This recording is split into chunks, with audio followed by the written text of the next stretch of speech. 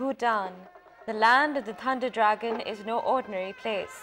This is a country where buying cigarettes is illegal, where the rice is red, and where chilies aren't just a seasoning, but the entire dish.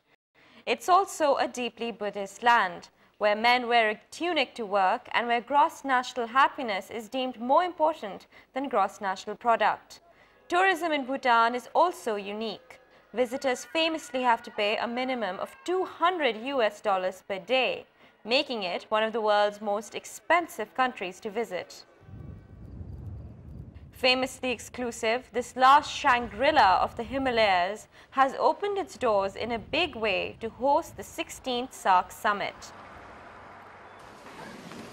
Leaders and diplomats, along with hundreds of journalists from across South Asia, have descended onto the capital city of Thimphu, where the government has taken unprecedented measures to host the summit. Along the city's boulevards, flags of Saarc member states have been affixed to the necks of street lamps, while the portraits of the heads of 8 Saarc member nations have also been mounted along the way. Apart from upgrading airport facilities and sprucing up the city, the government of Bhutan has also had to refurbish the interiors of the summit hall and parliament.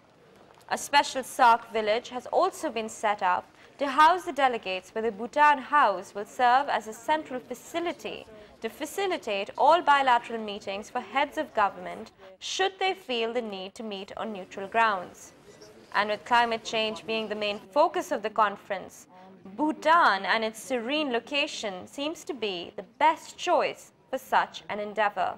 Sophia Saifi, DawnNews.